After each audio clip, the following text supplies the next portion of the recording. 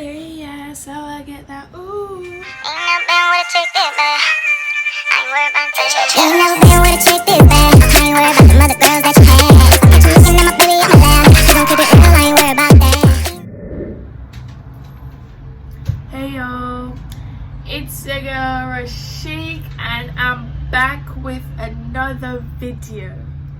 I said I'm back with another video, period. Hey guys, it's your girl Roseek here and I'm back with another video, as I said like a million times before. Guys, as you can see, I've been giving you a lot of videos.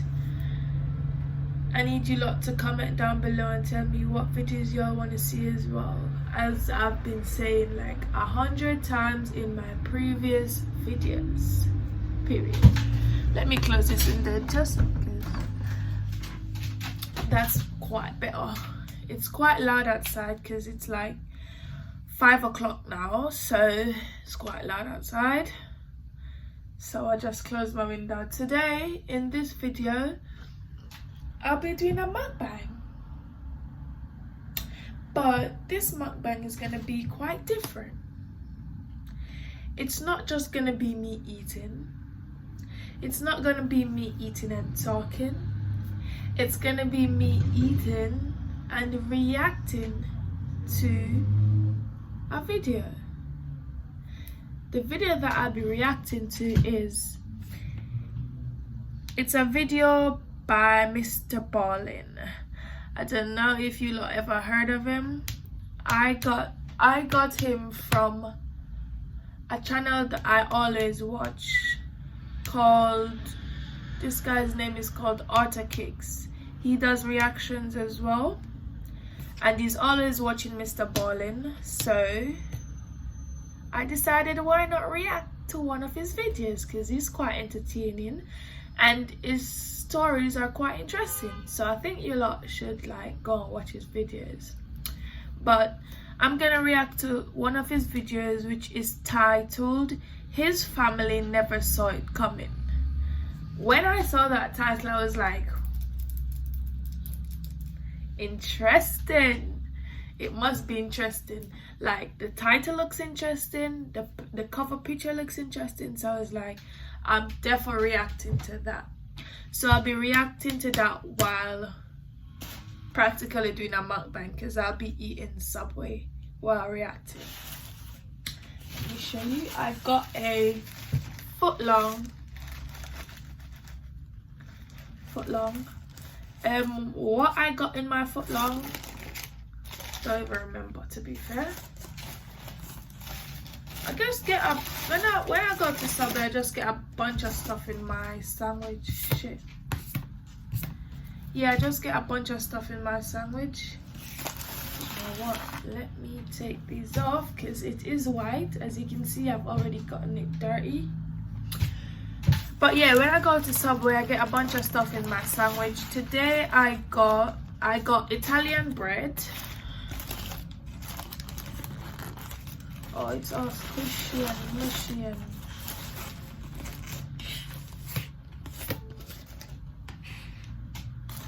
yeah, so I got Italian bread with some type of chicken inside with ham, and then for the vegetable I got tomato, olives, lettuce and sweet corn, and then I get burger sauce as well on that. Sounds delicious, doesn't it? I know it does. Now I've got on my thumbnail. Yes, I have that, and then I have my Gatorade to drink with that just to quench it. I know I was drinking this, but I want the Gatorade with it. So without like any more talking, we're gonna get right into this video, into this reaction. Guys, I know like you lot can't even see like the food down there, but I'll just lift it up and bite into it so you lot can see while I'm reacting.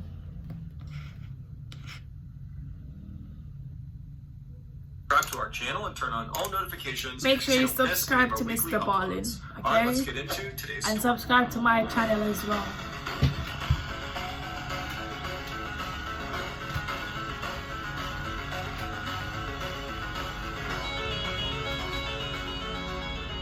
In mid-August 2013, Mike and Karen Laspisa helped their beloved only child, 19-year-old Bryce Laspisa, get all of his things packed up and into the family car. Bryce had just spent the summer with his parents in their home in Laguna Niguel, California, which is one of the nicest places to live in the entire country.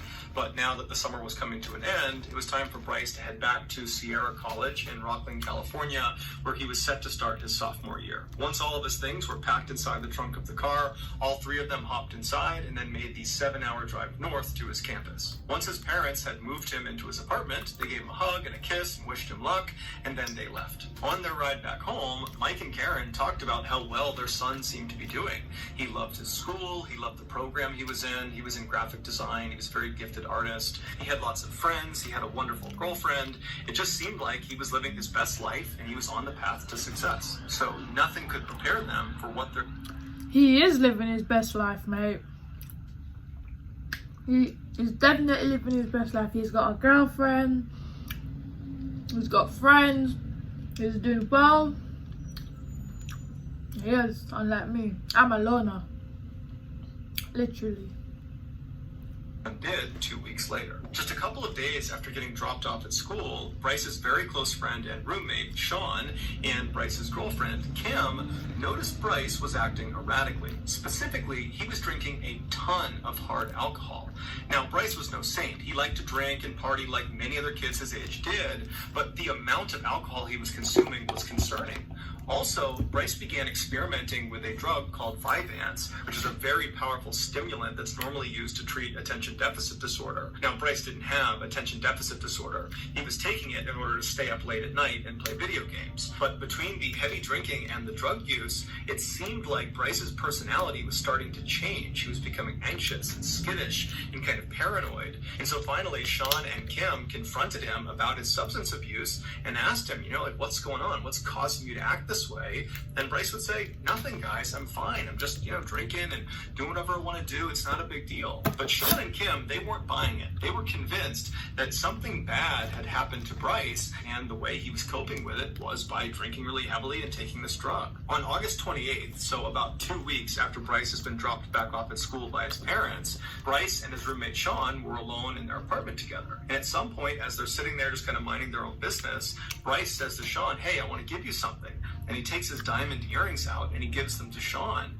And Sean's looking at these earrings and he's like, didn't your mom give these to you? Aren't these important to you? These are expensive. And Bryce just says, no, I want you to have them. And so Sean is looking at these earrings, looking back at Bryce, wondering what's going on here. And then before he can even refuse the gift, Bryce is grabbing his Xbox and putting it on the table and telling Sean, I want you to have this too. Take my Xbox. Before we go any further, guys, I want you to comment. Right, it's not good to eat and talk. I want you to comment down below, what do you guys think is gonna happen? I'm predicting he's either gonna kill all his friends or he's gonna kill his family. So Sean is like, I can't accept these two things. These are expensive. These are valuable to you. What's going on here? But Bryce would just say, look, man, I want you to have these things. You're important to me and I want to give these to you. And so as Sean is sitting there wondering how to handle this very strange offering, he watched Bryce pull his phone out and begin really aggressively texting somebody. And then after a while, Bryce looks up from his phone and he tells Sean, hey, just so you know, I broke up with Kim. At this point, Sean knows, okay, something is definitely wrong here. There's no reason Bryce would break up with Kim. They were such a loving couple. They doted on each other. They were very close. They'd just seen each other earlier in the day. Nothing seemed to be wrong. And so now Bryce is text breaking up with her. It didn't make any sense. Plus, Bryce is now trying to give him all these valuable things. It just wasn't really adding up. And so Sean decided he needed to get in touch with Bryce's parents. The friend must have cheated with the girlfriend. What do you guys think? Come on. Clearly, someone needed to intervene. And so Sean waited until Bryce left. Bryce actually left to go talk to Kim. And at that point, Sean got his phone out and he looked up Bryce's parents and he called them. Bryce's mother, Karen, she picks up the phone and Sean explains that, your son, he's acting strangely. He's abusing drugs and alcohol. And I wouldn't be doing this unless I thought there was a problem. Like, I'm not trying to get him in trouble. I want you to reach out to him and see what's going on because I think there's a problem. And so Karen was alarmed by this. She had no idea any of this was going on. And she says, okay, I'll reach out to my son. Thank you for telling me. And so they hang up. And before Karen can even call Bryce is calling her. And so Karen answers the phone, but it's not Bryce. It's Kim, his now ex-girlfriend. And she says to Karen, hey, I'm sorry to just call you like this, but your son, he just showed up at my apartment and he's acting so strangely that I actually took his keys. I don't want him to drive. There's something wrong with him. It's hard to describe, but he just seems totally off. Probably and so now Karen's really concerned because just seconds ago, Sean has told her basically the same thing. And so Karen asks Kim, would you please put my son on the phone? Bryce picks up the phone and he says, hey, Mom, and he sounds totally normal. And she asks him, what's going on? I keep hearing that you're acting strangely and, what are you doing over at Kim's apartment? What's going on here? And Bryce would tell his mom that, look, Mom, I just broke up with Kim. It's a very messy breakup. That's why she's calling you. She's upset. And, that's why I'm over here. We're talking about it. And look, at this point, I just really want to go home. I want to go back to my apartment, but she has my keys. Can you please tell her to give me my car keys back so I can leave? But Karen wasn't really buying it. She knew her son really well, and it just seemed totally strange that two of his very close friends in his inner circle would say the same thing, independent of one another. And so she says, you know what, Bryce, look, I want you to just stay there, and I'm going to fly out there first thing tomorrow morning, and I'm going to just see what's going on out there. And at this, Bryce immediately says, no, Mom, I have a lot to talk to you about, and until I talk to you about it, I don't want you coming out here. And so Karen's like, what do you mean you have a lot to talk to me about? What is it that you have to talk to me about? I don't really understand. But Bryce refused to elaborate over the phone, which Karen thought was very odd because Bryce was remarkably forthcoming with his parents. They had a very open relationship. They were very honest with each other. So for him to not even give a hint at whatever it was that was on his mind that in some way had to do with what was going on here, it just seemed very odd and unnecessarily cryptic. And so Karen gave up trying to get more information out of her son, and instead she put her husband on the phone. And he asked Bryce, hey, what's going on here? Are you okay? Your mom tells me there's some problem. Like, what's going on here? And Bryce again just reiterates, look, Dad, I just broke up with my girlfriend. That's all that's going on here. There's no need to be concerned. I just need one of you to tell Kim to give me my keys back so I can go back to my apartment. That's all I need right now. And so Mike felt convinced that his son was totally fine, even though it did seem odd that two of his friends had said he was acting erratically. But from Mike's perspective, Bryce seemed just fine. And so he said as much to Karen and thought, let's just get Kim to give him his keys back and he can go back to his apartment and we can talk to him later about whatever it is that's going on. And so reluctantly, Karen gets back on the phone and she asks to speak with Kim. And she says, hey, Kim, would you mind giving our son his keys back? He'd like to leave. And so Kim says, okay, I'll give him his keys. And then they hung up. And then Kim got the keys out. She gave them to Bryce and Bryce left. At about 11:30 p.m. that night, Bryce was in his car. He was getting ready to leave when his mom called him back and said, okay, look, I want you to go home, but as soon as you get there, just give me a call so I know you're safe. And Bryce said, no problem, I'll give you a call. About an hour and a half later at 1 a.m., Bryce called his mom back to let her know that he was home safe at his apartment, and Karen and Mike are totally relieved, and they tell their son, okay, we'll talk to you tomorrow morning. 10 hours later, at 11 a.m. on August 29th, Karen received an automated phone call from her car insurance company letting her know that roadside assistance had been used on their 2003 Toyota Highlander car. That was Bryce's car. And so Karen's totally confused because the last she spoke to her son, he was at his apartment. He was home safe. He did not have any car problems. And so she's thinking, did he get up early this morning and get into an accident and call roadside assistance? Or maybe last night he got into car problems and just didn't tell her about it, but they were minor. And so she calls Bryce, but Bryce doesn't pick up. And so she dials his roommate, Sean. Sean does answer the phone, and she says, hey, would you mind putting Bryce on the line? But Sean says, Bryce isn't here, and he didn't come home last night. Considering the general weirdness around their son's recent behavior, this really shocked Karen and Mike. At first, they thought, we need to call the police because something horrible has happened. But then they thought, well, wait a minute. Let's go into his bank statements because he has a credit card that we gave him, and let's see if there's any recent purchases that will allow us to track where he is. And so they pull up his bank statements, and his most recent charge was only a few hours earlier, and it was at a car repair shop in Buttonwillow, California, which is this small desert town right off of the I-5 highway, located about halfway between his school campus and their hometown in Laguna Niguel. And so Karen and Mike assume their son last night must not have gone to his apartment, but instead just kept on driving south in an attempt to drive all the way back home to his hometown of Laguna Niguel. I mean, after all, he did tell his mom he had a lot to talk about, and he didn't want to talk about it on the phone, and so they assumed he must be driving here to talk about whatever it was in person. And perhaps he ran into some car problems in Buttonwillow, California. That's why he pulled over. That's why there's this charge at this auto repair shop. And so Karen calls the auto repair shop in Buttonwillow, and a man who works there named Christian answered the phone. And so Karen asked him, have you seen my son? He's got red hair. He's got a tattoo on his arm. He's driving a 2003 Toyota Highlander. And Christian says, oh, yeah, we saw him a couple of hours ago. We responded to his roadside assistance call. He ran out of gas on the I-5 highway. He pulled into a rest stop, and we drove to that rest stop, and we gave him gas. And so Karen asked Christian, did my son indicate where he was going next? And Christian said, no, he didn't. We just gave him the gas, and then we left. But if you'd like, I'd be more than happy to just drive over to the rest stop. It's only about 15 minutes away, and see if he's still there. It's unlikely because it's been a couple of hours, but, maybe. And Karen and Mike are like, oh my gosh, thank you so much. Would you do that? That would be great. And so Christian hops in his car. He drives the 15 minutes over to this rest stop, and he's not really expecting to see Bryce in this parking lot. It had been almost 3 hours. But he pulls into the lot, and there is the 2003 Toyota Highlander with Bryce sitting inside of it. He's just sitting behind the wheel, staring out into nothingness.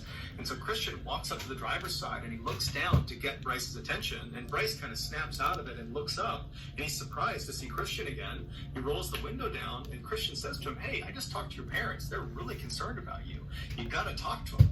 And so Christian actually pulls out his phone, and he calls Karen and says, hey, he is still here. Here he is. And he hands the phone to Bryce. And as soon as Bryce puts the phone to his ear and he says hello, Karen's like, what are you doing?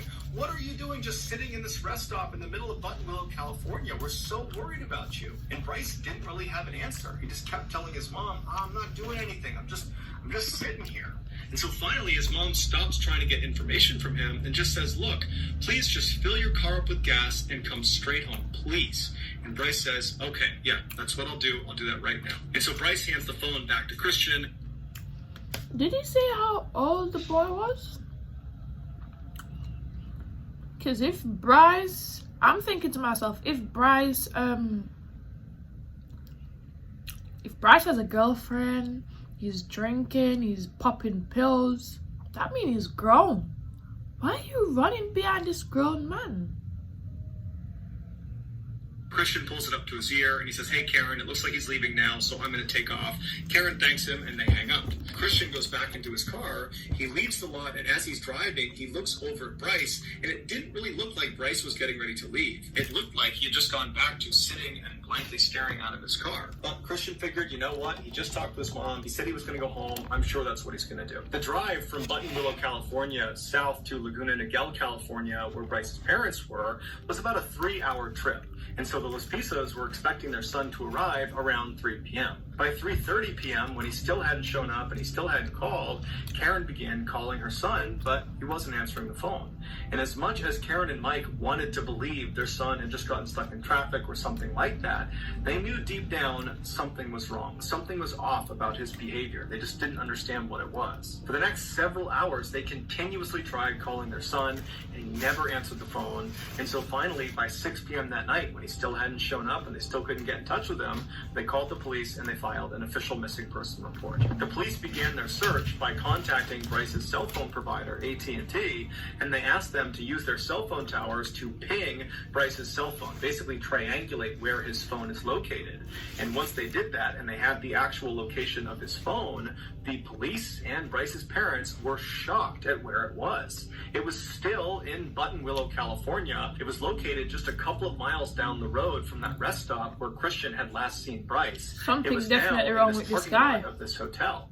And so the police around Buttonwillow were alerted to the fact that Bryce was a missing person and his phone was apparently in this parking lot. And so police were sent over there to see if Bryce was there too. And so the police arrive in this hotel parking lot, and sure enough, right in the middle is the 2003 Toyota Highlander with Bryce sitting behind the wheel, just sitting there staring out the front. And so an officer walks up and he knocks on the glass, and Bryce rolls the window down. And the officer would say Bryce acted totally normally. He was friendly, he was lucid, he answered all their questions. When he got out of the car and they conducted field sobriety tests, he passed all of them. He even said, hey, if you want to search my car, go for it. I'm not doing anything out here. And so the officers did search his car, and there were no drugs, no alcohol, there was nothing suspicious in his car. And when they asked him, what are you doing out here? Your parents are so concerned about you. Bryce would tell them that he was just sitting there. He didn't really have much of an answer, but he told them he planned on going home soon. And so one of the officers said to him, hey, you really need to call your mom. You need to call home and let them know that you're okay. And when they told him to do that, Bryce suddenly became really apprehensive, like he did not want to call home. And the officer picked up on it. And he said, hey, you've got to tell your family what's going on. They're the reason we're out here. They're concerned about you. So get out your phone and dial your mom. And so Bryce reluctantly pulled his phone out. He dialed his mother's number and he hit call. And the officer said, give me the phone. So Bryce hands over the phone. The officer picks it up. Karen answers the phone. And the officer tells her, hey, look, I'm with your son. He's just fine. He's sober. There's no drugs. There's no alcohol. I don't really know what he's doing, but he says he's going to go home pretty soon. But there's nothing wrong about the situation that I can tell. You need to talk to your son and figure out what's going on. And so he hands the phone over to Bryce. Bryce picks it up, and Karen says to him, what's going on? Why are you still in Buttonwillow? It's been like 9 hours. And Bryce really didn't give her an answer to any of her questions. He just kind of deflected all of them and said he'd be home soon and don't worry about it. I'm just sitting here. There's nothing to worry about. And so finally, Karen just stopped trying to pull information out of her son. She could tell that, again, he was not going to tell her what's going on. And so she changed her tactic, and she told her son very gently, Bryce, please just go get a bite to eat, get a cup of coffee, kind of get yourself together here, and then please just drive home. It's only a few hours away. Drive home and we can talk about whatever problems you have, but you just gotta drive home. You gotta leave Buttonwillow, you gotta come home. And at this, Bryce says to his mom, you know what? Okay, I'm sorry, I'll be home in a few hours.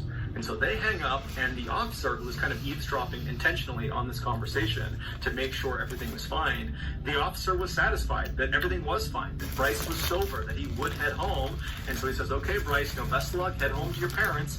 And the officer left. An hour later, Karen received a call from Christian, the car repairman who had checked on Bryce earlier.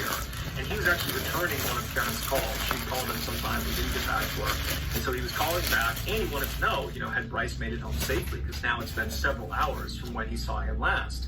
And Karen would tell Christian, actually, no, after you left, my son did not leave Buttonwillow. He just went down the road to a parking lot, but, the police actually were just over there. They checked on him, and now I'm certain he's making his way home. Christian, who felt kind of invested in what was happening with Bryce, would say to Karen, hey, I don't mind driving over there and just confirming he has left this parking lot. But Karen would say, you know what, I'm confident he's on his way. Don't worry about it. You're too kind.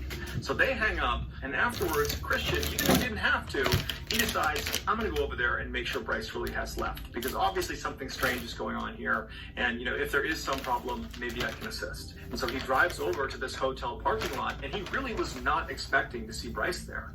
But he pulls into the lot, and who's still in the middle of the lot but Bryce in his 2003 Toyota Highlander, just staring out the front of his car. There's so this time, something Christian wrong pulls with up right next to him, he parks the car, he walks right up to the window, and he's a little bit more forceful, friendly, but forceful with Bryce. He has him roll the window down, and Bryce obviously is very surprised to see Christian again. It's the third time he's seen this car repairman, and Christian says to him, hey, Bryce, you need to go home. Your parents are so worried about you. You need to leave right now. In fact, I'm going to watch you leave, and then I'm going to follow you onto the highway to make sure you're going home. And so Bryce was a little bit taken aback at how forceful he was being, but he would ultimately say, okay, yeah, all right, let's leave. And so Christian gets back in his car, and he goes right behind Bryce. And after a few seconds, Bryce pulls out of the lot, and he starts driving onto the road, and Christian follows him. And for the next hour, Christian would just remain behind Bryce and watch him drive towards Laguna Niguel. And while he was driving, Christian would actually call Karen and Mike back. And he would say to them that, you know, your son had not left, but now he's good. He's on the highway. I'm right behind him. He'll be home soon. And so when Christian and Bryce made it to the last leg on the way to Laguna Niguel, Christian was confident that Bryce was fine and he would get home under his own steam. He wasn't driving erratically. Everything seemed normal. And so Christian pulled up alongside Bryce. He kind of waved to him to say, you know, I'm leaving. And then he turned around and he headed back to Buttonwillow. Shortly after this, Karen called Bryce. Bryce picked up the phone. He's still driving.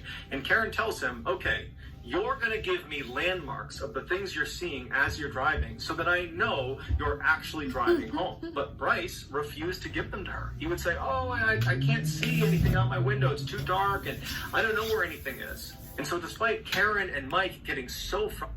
You know what else it could be?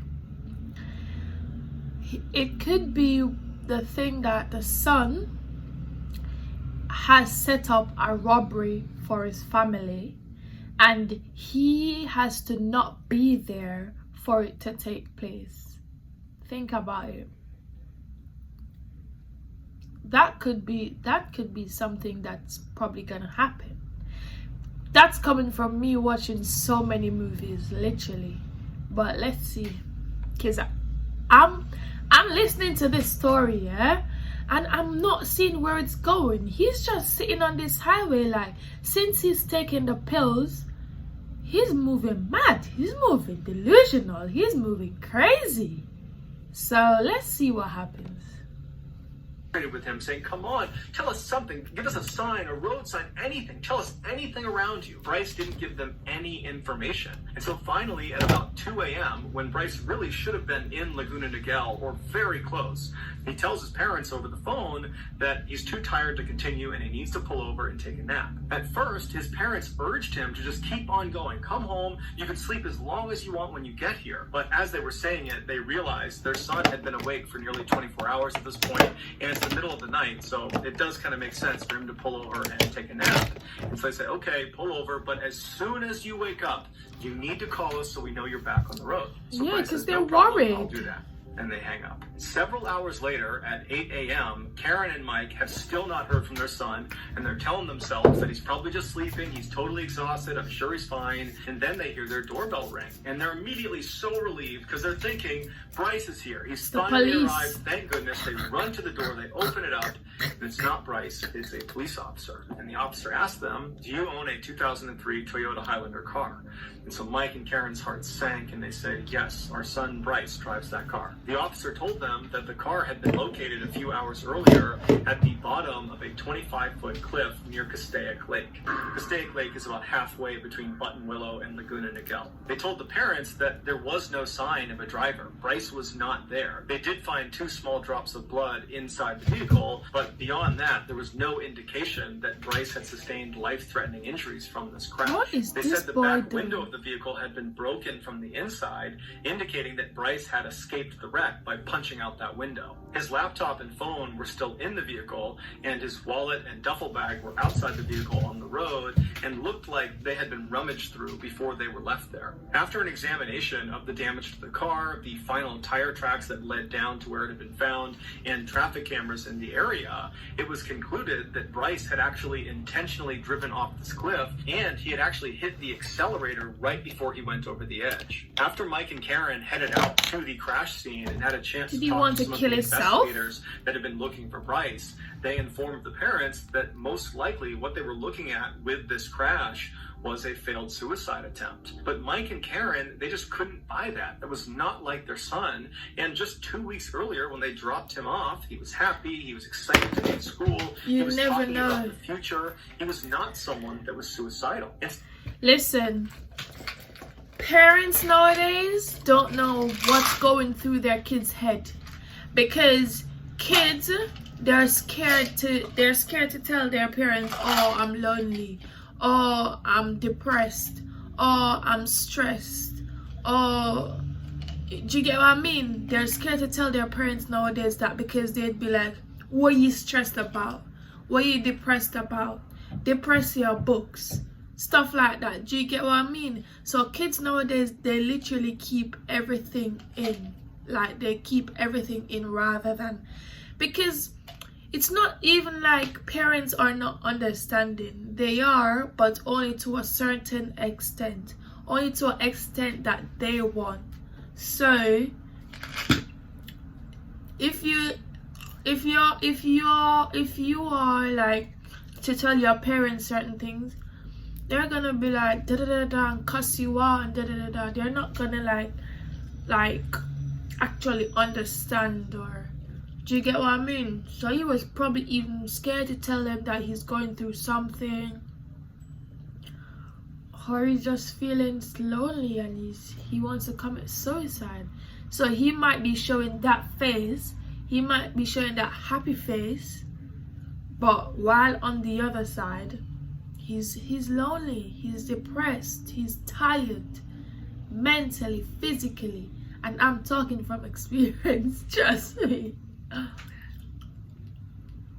What situation could he have possibly gotten himself into in just those 2 weeks that was so bad it would lead to something like this? It made investigators and the parents wonder, was Bryce hiding something? What did he mean when he said he had a lot to talk about? Did that have something to do with this thing he was hiding? A huge search was launched in and around the area where the car had been found, with hundreds of people on horseback, on ATV, on foot. There were helicopters in the air. They put divers in the lake. I mean, they looked everywhere for days and days and days, but nothing was found of Bryce. On the 9th day of the search, they brought a bloodhound out to see if it could pick up Bryce's scent, and sure enough, it did, right at the crash site. And the dog followed the scent all the way down to the lake. It walked around the lake to this bridge. It was actually a dam that went across the lake. It followed his scent right across the bridge to the other side, and then it kept on following it up this small access road until it reached a truck stop, and then his scent just stopped. And so police and the parents and everyone involved in this investigation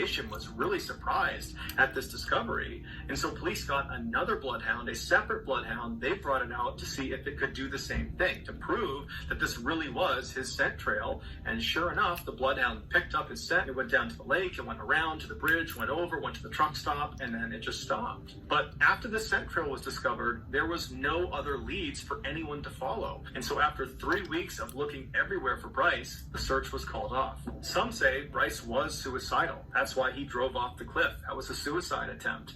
And despite the bloodhounds picking up his scent, Bryce was most likely in the lake somewhere. Others disagree and say Bryce is still alive, that after this crash, he gets out of the car and he walks down to the lake, he walks around to that bridge, he goes up to the truck stop, and then he hitches a ride with someone and vanishes, and now he's living off the grid somewhere. And still others believe Bryce's drug and alcohol use caused a psychotic break, and that was what was causing all this strange behavior, and that was what led him to drive off the cliff. And perhaps when he landed, he sustained a vicious head wound that caused him to forget who he was, and so now he's just kind of wandering around somewhere, not knowing who he is or knowing that he's a missing person. As for his parents, they say he would never do this on purpose. He would never cause this much pain to the people that love him, and so he must have been a victim of foul play. But regardless of what you believe happened to Bryce, something happened to him, and it's probably connected to whatever it was he said he needed to talk to his mom about. That thing that he couldn't discuss on the phone, that potentially he was trying to drive home to talk to his mom and dad in person about.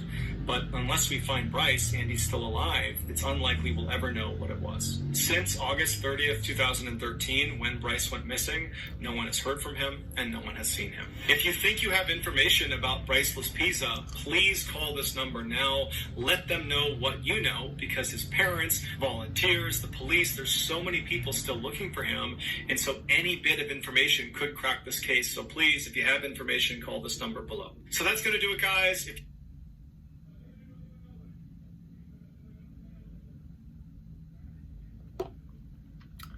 Wow, I'm in shock. You see how long I've been looking at that phone? I'm in shock. They didn't find him? It's now 2021 from 2013. I'll probably even see him 100 times, but just don't recognize him. I'm joking. It's not funny, but I wonder what really happened. Like, it makes you wonder what happened between that time and that time, because he was good going to school and everything. Then he decided to pop some pills, drink. After doing all of that, he just get up, left his girlfriend, gave everything to his best friend, tried to commit suicide, been sitting hours and hours on the highway. It makes you think, what really happened? I hope they find him though. I really hope they find him. If you guys see him anywhere, make sure you call that hotline. I'm gonna put the link to this original video in the description below, so make sure you go watch that if you want to watch it again. But yeah, that was a really interesting video. It was really interesting. Make sure you guys subscribe to Mr. Ballen's YouTube channel, and make sure you subscribe to mine. Make sure you go watch the rest of my videos on my channel. They're very interesting, they're very funny, some of them. But I hope you guys enjoyed this video. Remember to comment down below what videos you guys want to see. I hope you enjoyed the mukbang. The Subway I'd rate it a good 6, 7 out of 10. It wasn't like banging like how it usually bangs, but I'm not sure what food my next What? Bro, what are you talking about, man? I'm not sure what food my next mukbang would be, but let us see. 1, 2, 3. Anyways, guys, I really want to sleep. I have, what's that thing called, niggeritis. So anytime I eat food, I want to sleep right after. So I hope you guys enjoyed this video. If you did enjoy the video, remember to subscribe, remember to smash that like button, and share my videos or share my channel. But yeah, this is the end of this video, guys. I've said that a million times. Really appreciate you guys. I really appreciate who have been sharing and commenting and liking and subscribing. I appreciate you. Road to 100 subscribers, and then we're gonna go to 200 subscribers, and then we're gonna keep building, because that is what we do on this channel. But yeah, guys, without further ado, it's your girl Roseek. It was fun watching that video here. And remember to comment down below. Did I say that already? Remember to comment down below what videos you want to see. I think I did. But without further ado, it's your girl Roseek, and I'm signing out. Until next time, bye pretties.